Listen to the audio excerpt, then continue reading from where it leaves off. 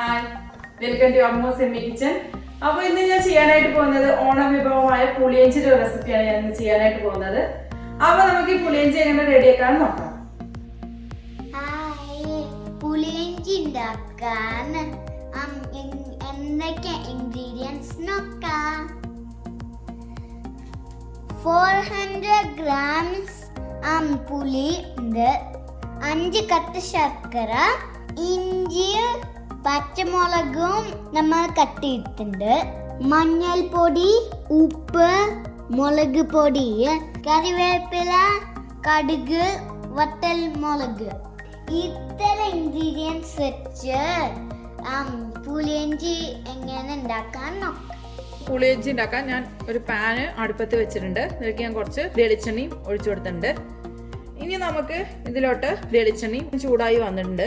ഇനി നമുക്ക് ഇതിലേക്ക് അരിഞ്ഞു വെച്ച ഇഞ്ചിയും പച്ചമുളകും ചേർക്കാം.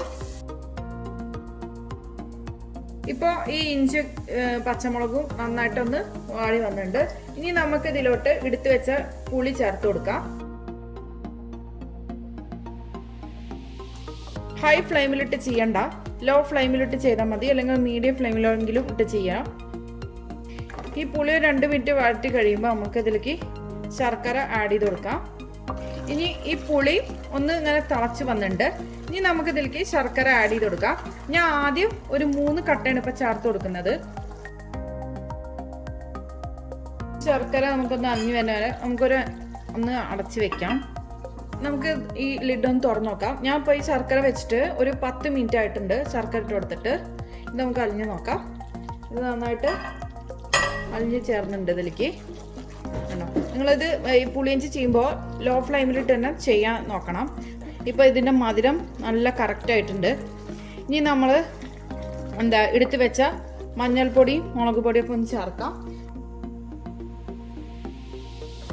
ഞാൻ ഇതിലേക്ക് ഒരു നുള്ള് കായത്തിൻ്റെ പൊടി ചേർക്കാറുണ്ട്, ഓപ്ഷണലാണ്. അപ്പോൾ ഈ പുളിയിഞ്ചി നമുക്ക് നല്ല കറക്റ്റ് പരിവായിട്ട് വന്നിട്ടുണ്ട്. ഇനി നമുക്കിത് ഓഫ് ചെയ്യാം.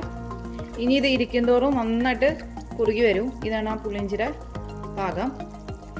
അപ്പോൾ ഞാൻ ഓഫ് ചെയ്തിട്ടുണ്ട്. ഇനി നമുക്കിതിലേക്ക് താളിച്ച് ചേർക്കാം.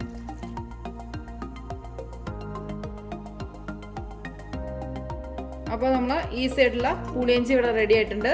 ഇനി നമുക്കിത് സർവിംഗ് പ്ലേറ്റിലേക്ക് മാറ്റാം. അപ്പോൾ നിങ്ങൾക്ക് എൻ്റെ ഈ വീഡിയോ ഇഷ്ടപ്പെടുകയാണെങ്കിൽ തീർച്ചയായിട്ടും ലൈക്ക് ചെയ്യാനും കമൻറ്റ് ചെയ്യാനും ഷെയർ ചെയ്യാനൊന്നും മറക്കരുത്. അതുപോലെ തന്നെ ആദ്യമായിട്ടാണ് എൻ്റെ ചാനൽ കാണുന്നതെങ്കിൽ സബ്സ്ക്രൈബ് ചെയ്യാനൊന്നും മറക്കരുത്. അപ്പോൾ അടുത്ത നല്ലൊരു വീഡിയോ ആയിട്ട് വരുന്നവരേക്കും bye. Thank you for watching Ammu's semi kitchen.